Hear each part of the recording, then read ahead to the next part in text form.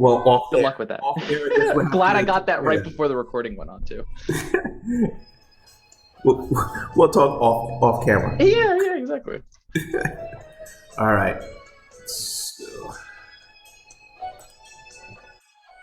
thank you, everyone, for joining today's session with Mass Mutual.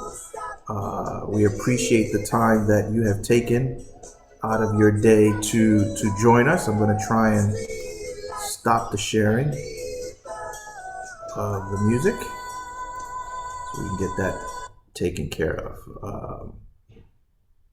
Once again, thank you everybody for joining us for today's webinar session with Mass Mutual. We are happy to have Ryan Palikas joining us today. Unfortunately, Matt had a personal issue to attend to, so he will not be joining us today. But Ryan, as always, has been gracious enough to join us, and he is going to head today's session with part three with Mass Mutual. So today is protection.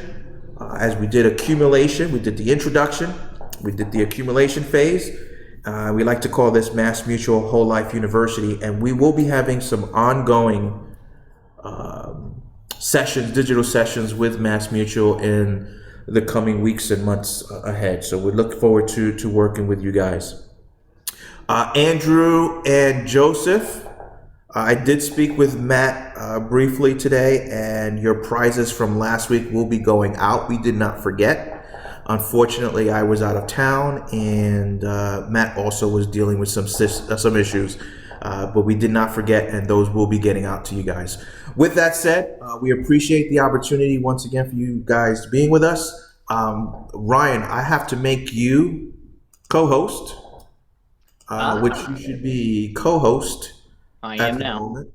We have Thomas Morris has been trying to join us. I'm not sure what's going on, but he should be joining us shortly. All yours. Awesome, guys. Well, thank you everybody. Like Louis said, for joining us today. Excited to be presenting with you. Like you said, my name's Ryan Palikas, and I am Matt's internal counterpart here on the sales desk internally. I'm your guy for anything from case design quotes to, hey, Ryan, I've got this going on with Mass Mutual. Where do I go next? So you could use me as a sounding board here to get basically to any department in the company. So any sort of questions, Mass Mutual, you don't know where to start, I'm your guy.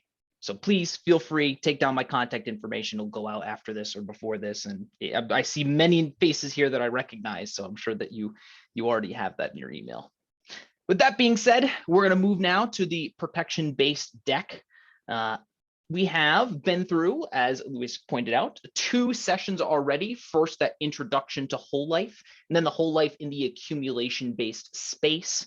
And now the third, and really the core starter to why whole life insurance exists in the first place, is protection-based estate planning and planning for the future and for your beneficiaries and loved ones.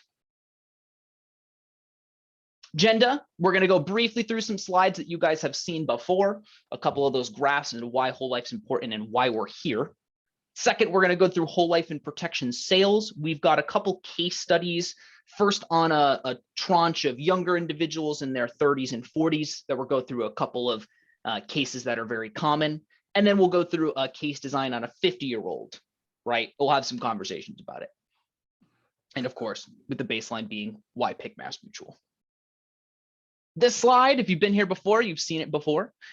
This is really showing why MMSD exists. And really the second 2 graphs are the most important, in that we can see that the independent space, your space, has been selling the majority of the life insurance in general. That's what the second graph shows, is life insurance sales as a whole, including VUL, IUL, what have you. The third graph is whole life insurance. In the independent space, in 2000, 5% of people in the independent space, or 5% of the dollars sold, were whole life in the independent space, right? Now that share has grown up to almost 20% as of 2018, and we're trying to crack that even a little bit more. Because the affiliated agents, sure, they're a little nuts. They run around selling life insurance like it's hotcakes, but the independent space, we absolutely see a need and a want for you guys to have our products as well.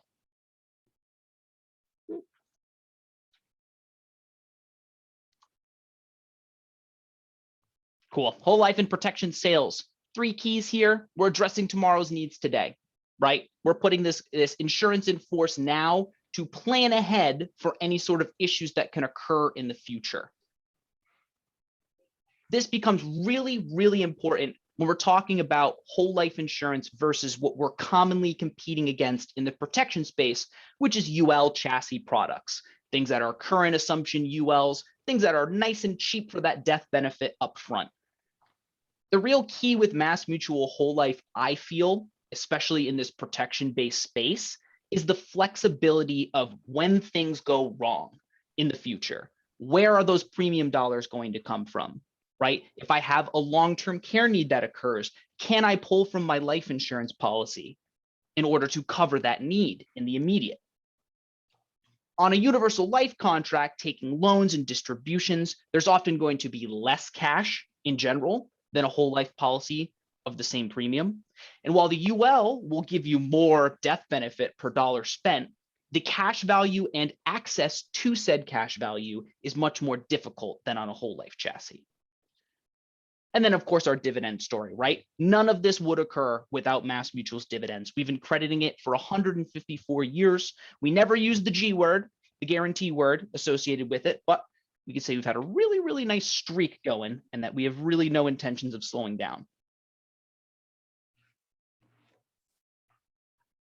Now, before we get into these first 3 case designs, any questions, right? I just expounded a lot about protection-based sales. Is there something that you guys really would like me to get into about protection-based sales over the course of this? I'm just really concerned about the the premium increasing, or how that works with as people get older. And maybe I'm just keep thinking about universal life because I'm new to this, this type of insurance, this type of life. But I just want to make sure I understand that why the policies that you are offering, the premium doesn't increase as the people get older because it eats up then the base value, and then at the end they don't have a benefit at all. And that's what I've been, that's what I'm picking up. It's easy for me to make new sales on universal life sold plans that were sold back in the 90s and early 2000s. You know what I'm saying? Absolutely. Because these people are getting absolutely screwed, and then I walk in like the good guy with a flat term, like, hey. How many UL rescues have we been doing in the last couple of years? Well, I haven't done any. I haven't sold any universal life. Yeah. I'd say a lot of times I will see, clients who are in their early to late 60s, early 70s who have a UL contract that maybe they took a distribution on it, maybe they made a mistake, they switched banks. No, they just got older and they can't afford the it. Right. Yeah. And at the end of the day, what are your options when that occurs on a universal life? You don't really have much, right? You could reduce the face amount to try to lock in those guarantees, but to a certain degree, especially if you want that premium or you want that death benefit to stay the same, the premium still has to go into the contract. We can't really do much.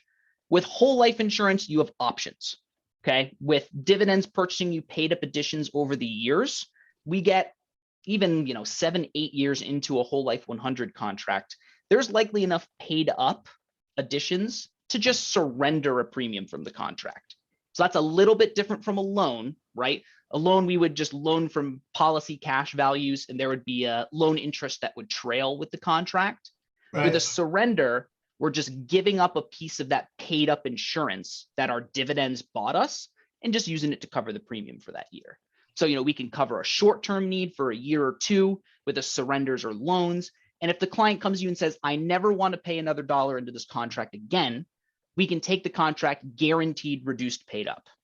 Right. And how that works is we take the cash value in that year, purchase a fully paid up contract with that. So yes, your death benefit will come down, but even after the RPU, this is still a fully participating mutual policy. So you'll still receive dividends. So you'll take a hit. They may not need such a large death benefit if they're much older and they've already have earned, have made money throughout the years.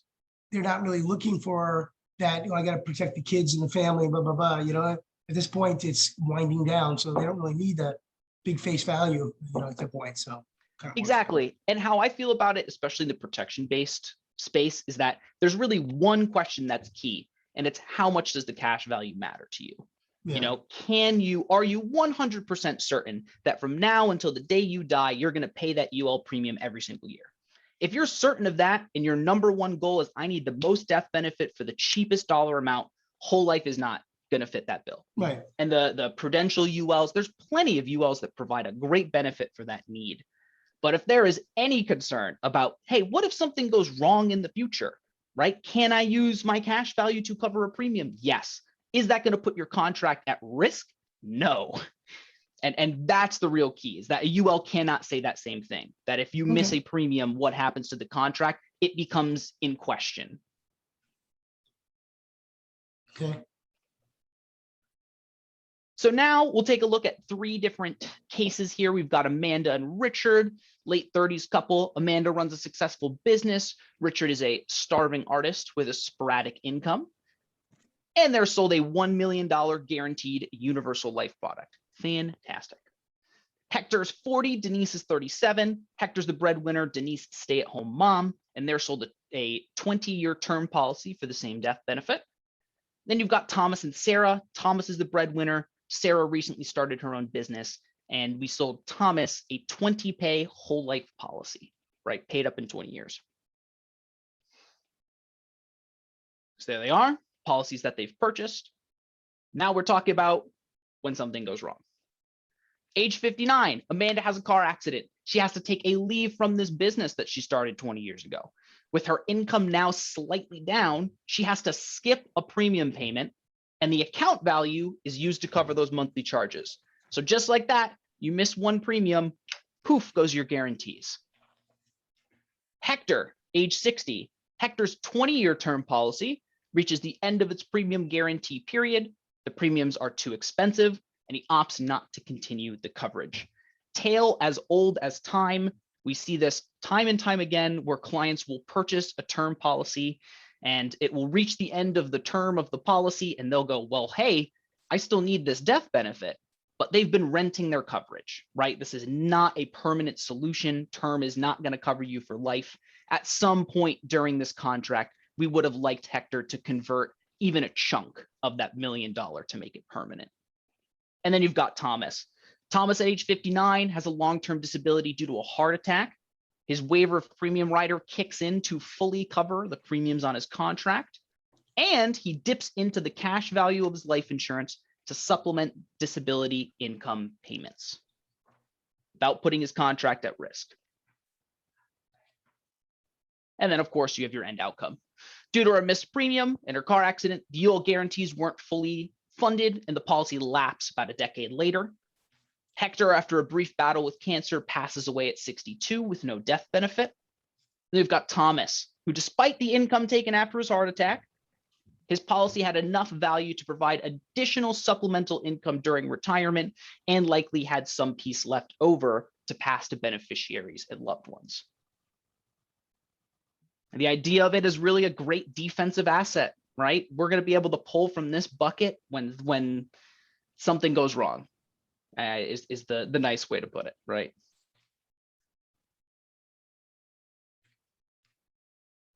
Ever so briefly, a little plug here for the long-term care access rider. Another thing that we can attach to our whole life policies, add a little bit of value for your clients. The LTCR is great considering there's really nobody else in the space who's offering a standalone long-term care policy. They've kind of gone the way of the dodo bird. So the LTCR and our Care Choice products are really your next best option. The LTCR takes 90% of your initial base death benefit and turns it into a long-term care pool.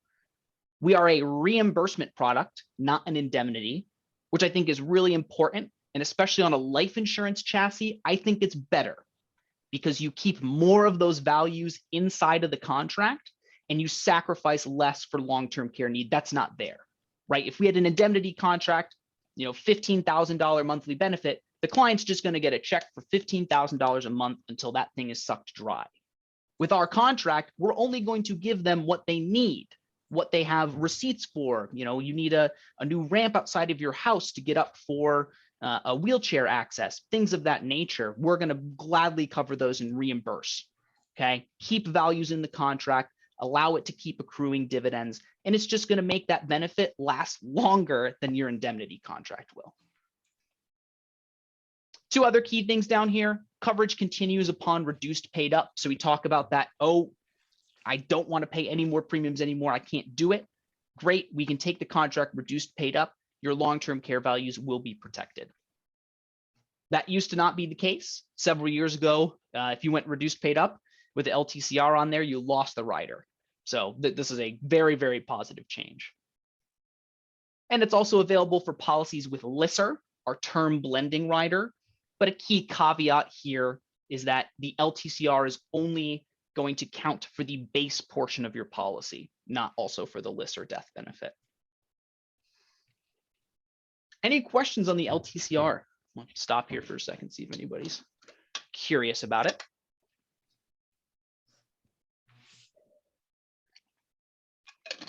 All good. And continue on. Right.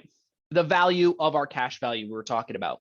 Not only is it that, oh, heck, what if something goes wrong in the future? It's the when I pass away, what's going to happen? The federal state taxes have changed 27 times since inception in 1916. And I think if you asked any of your clients who are above the age of 50, whether they thought that estate taxes are going to go up or down in the next 20 years, they would say up. And that there are a lot of ways that life insurance can be incredibly helpful in passing tax-free death benefit onto your beneficiaries.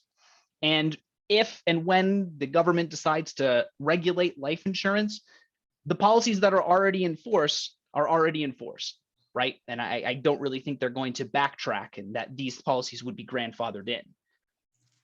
Obviously, that's not locked in. Can't use the G word for that. But the idea being that right now is a great time to purchase life insurance, and that over the course of the next 20 years, it's pretty likely that there will be higher estate taxes.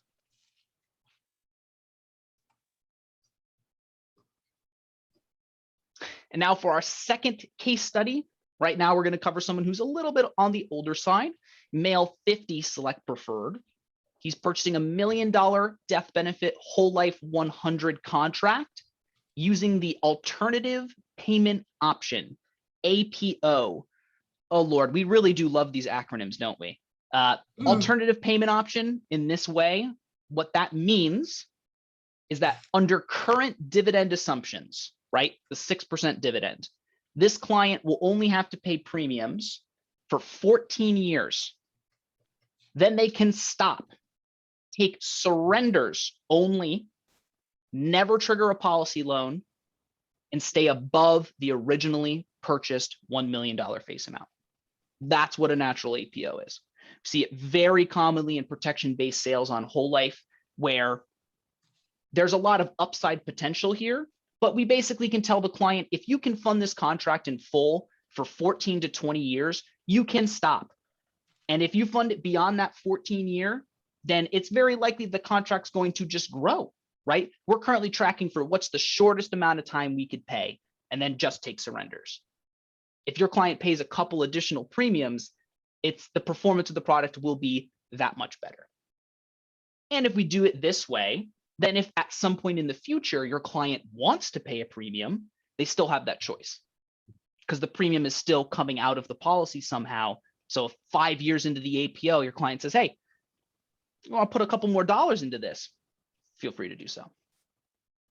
Nice flexibility option there with whole life to stop the funding, start it back up again.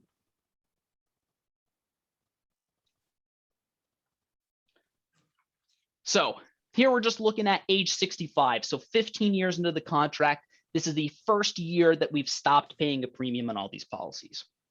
So here we are compared against our main competitors in the UL space. The first carrier that I really turn to in ULs when I have that conversation with a broker and they're like, no, Ryan, it's death benefit, death benefit, death benefit. They're going to be able to pay. Say, great. I want you to hang up the phone and I want you to call Prudential because they have a great product that's going to fit that need perfectly. But here we're going to show you the flexibility of whole life. 15 years into the contract, pretty comparable. On this 50-year-old, funnily enough, we're a little bit cheaper.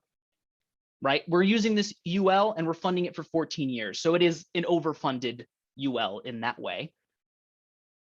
But we're a little bit cheaper, which I think is interesting. That wouldn't be the case on somebody in their 60s, although we are competitive in the UL space in the age 70 and up bracket. So that's something to keep in mind. So now we're 15 years into the contract. Let's jump another 15 years. Let's go to age 80. So we'll see that our MassMutual's death benefit has come down a little bit, right? That's us taking surrenders from our paid up additions, still staying above that $1 million. But look at that cash value. 670,000 and nobody's even in the ballpark. And like we talked about in terms of accessing that cash value, it's going to be much easier on a mutual company dividend driven product than it is on a guaranteed assumption UL, where they can move the goalpost at some point if they want to. One of the things that Andrew was bringing up is that with base whole life coverage from MassMutual, one of the key guarantees is that in an all base contract, your premium will never change. MassMutual won't change it. Once it is in force, we won't, right? We've sold you the contract. It's out there. We've given it to you. We're not going to change it. There are some riders and things that's not the case, but on an all base contract, whole life, your premium is guaranteed to you.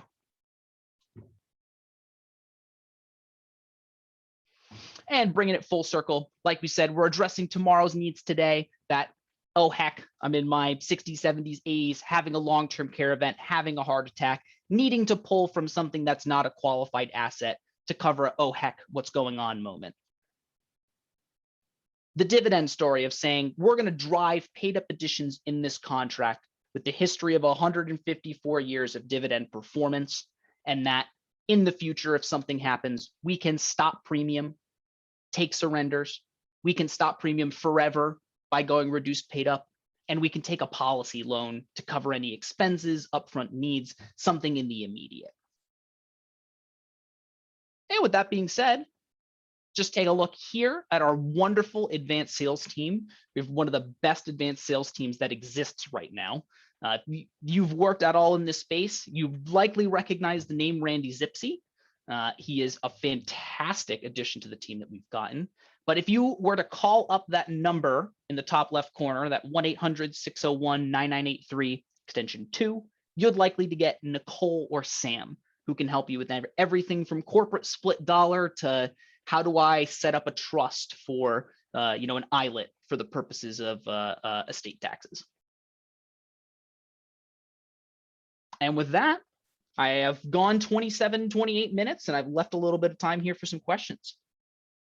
If anybody has questions, if they could raise your hand, we'll get that really quickly done, get you unmuted, and go from there.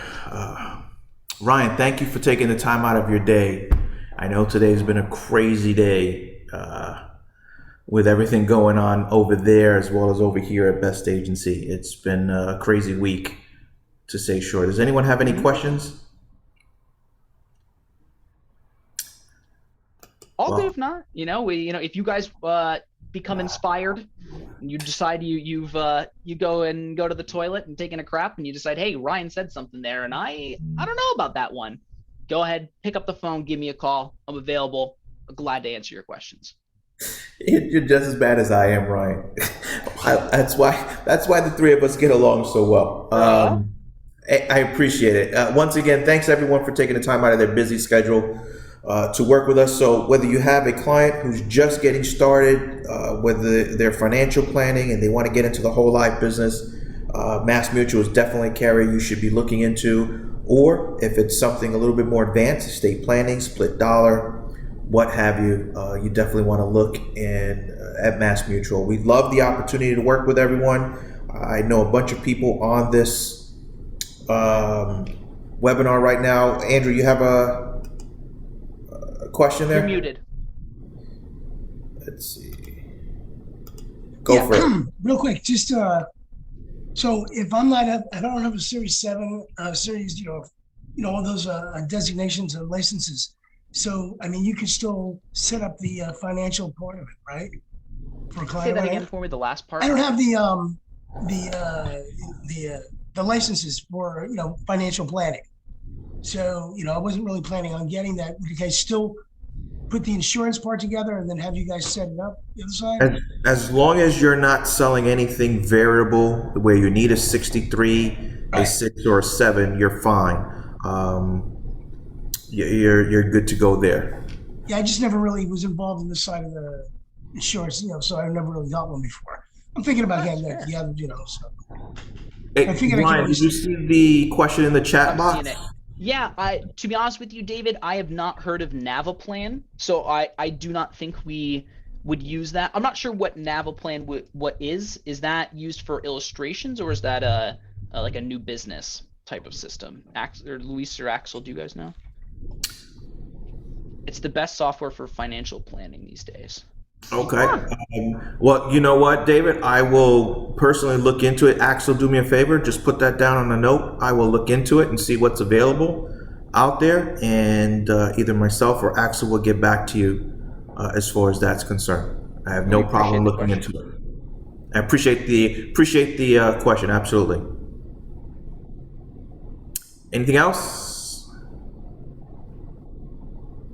Awesome. Great job, Ryan. Appreciate you stepping in on very short notice today. And as always, spectacular. And we look forward to the next one. Once again, thanks everyone. Appreciate it. And thanks for attending. See you on the next one. Have a great When is day. the next one? When is the next one? I have another seminar with someone else, another carrier coming out. You'll see the email blast going out to let everyone when the next one is. Thanks All a right? lot. Yes, sir. Yes, sir. Actually, you don't need me for anything, right? We're good.